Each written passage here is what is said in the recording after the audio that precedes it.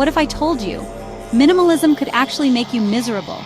You've been told it's the key to happiness, the magic path to a stress-free life. But here's the shocking truth. Most people are doing it wrong, and it's costing them time, money, and joy. In the next 8 minutes, I'm going to reveal the dark side of minimalism no one talks about, and the 3 rules you must follow to make it actually work for you.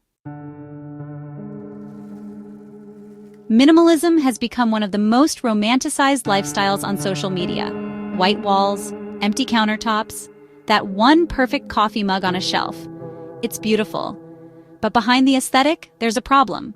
Many people are chasing the look of minimalism instead of the life it's supposed to give you, and that's where everything falls apart.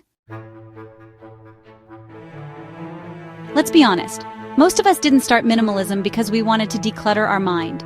For many, the journey into minimalism began with a simple desire, to have a home that looked beautiful, calm, and effortlessly stylish. We saw those perfectly curated images online, the sun-drenched rooms with just the right amount of furniture, and thought, that's what I want. That's the life I should be living. It wasn't about inner peace or mindfulness at first. It was about the look, the vibe, the aesthetic. We saw a gorgeous Pinterest board or a YouTube video and thought, I want that life. The allure of those clean lines, neutral colors, and clutter-free spaces was irresistible. Social media made it seem like minimalism was the answer to all of life's chaos, a way to finally feel in control, to have a home worthy of admiration, and maybe even to become the kind of person who has it all together. But here's the twist. Many people throw out all their stuff, then go out and buy new, expensive minimalist things. The cycle of consumption doesn't really stop, it just changes its appearance.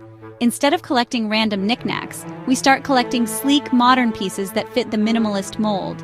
We convince ourselves that these purchases are different, that they're investments in a better lifestyle. But at the end of the day, it's still just more stuff. This turns minimalism into just another consumer trend. You're not saving money, you're not simplifying life.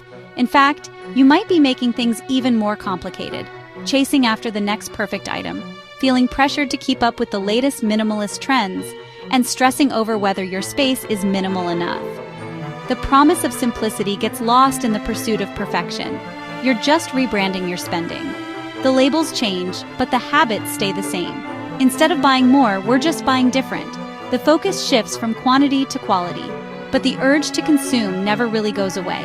It's easy to fall into the trap of thinking that if we just buy the right things, our lives will magically become simpler and happier.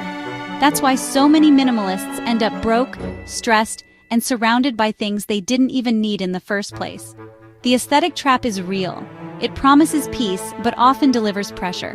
True minimalism isn't about chasing a look, it's about finding contentment with less, not just different. If we're not careful, we risk missing the point entirely. Here's a surprising truth that often gets overlooked. Minimalism, for all its clean lines and calming spaces, can actually create an illusion of productivity. It's easy to believe that a spotless desk and a perfectly organized planner mean you're on top of your game. The environment feels controlled, and you might even feel a sense of accomplishment just by looking at your tidy workspace. But appearances can be deceiving. The reality? You might still find yourself staring at a blank screen, feeling stuck, or simply not making progress on your most important tasks.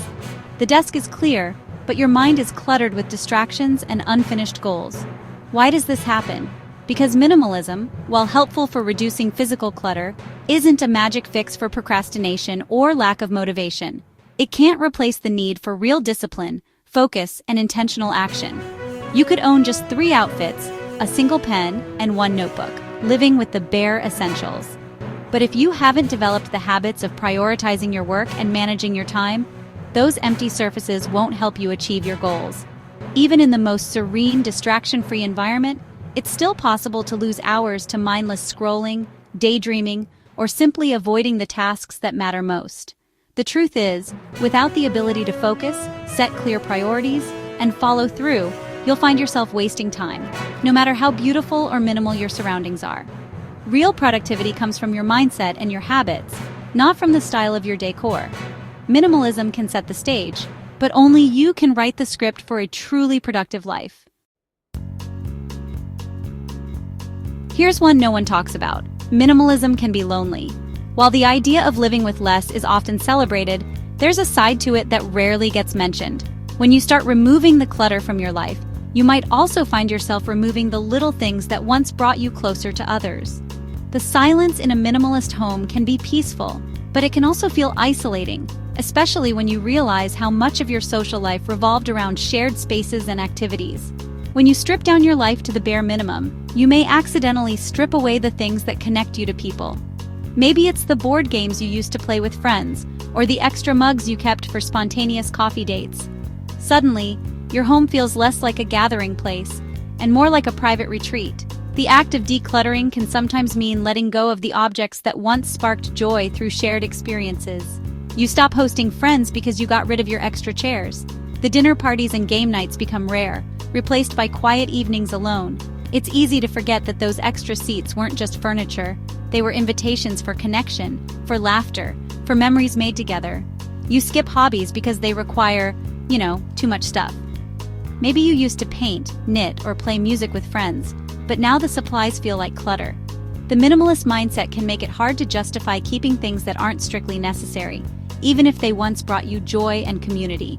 You avoid travel because it's not part of your essentials.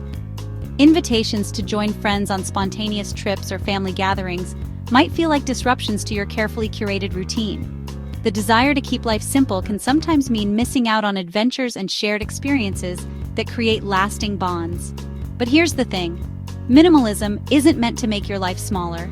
It's not about shutting out the world or living in isolation. The real purpose is to clear away the distractions so you can focus on what truly matters.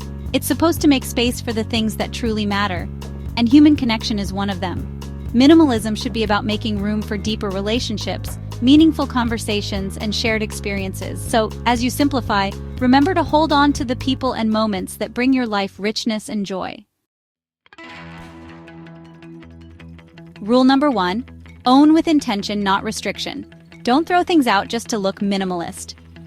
Keep what serves your life and goals, even if it's a collection of books, a closet full of art supplies, or a kitchen packed with cooking tools. Alright, so here's rule number 2. Spend less time shopping, more time living. Minimalism isn't, an excuse to buy $300 simple furniture. It's really about using what you already have and, honestly, redirecting your money into experiences, skills, and memories. Now, rule number 3. Make minimalism serve you. Your minimalism doesn't have to look like anyone else's, and that's totally okay. Maybe you love having 10 plants. Maybe you're happy with a full bookshelf. If it brings you joy and doesn't clutter your life, then it belongs. The real power of minimalism isn't in owning less, it's in needing less. When you stop chasing every shiny new thing, you actually create space for the stuff money can't buy: time, health, relationships, and peace of mind. That's the minimalism that changes lives. Not the Instagram version, but the real one. Minimalism is a tool, not a religion. Use it to cut the noise, not your joy. If this opened your eyes, hit that like button so more people can hear the truth about minimalism, and subscribe for more real-life money, lifestyle, and mindset tips. And remember, the goal isn't to own nothing. It's to own exactly what you need for the life you want.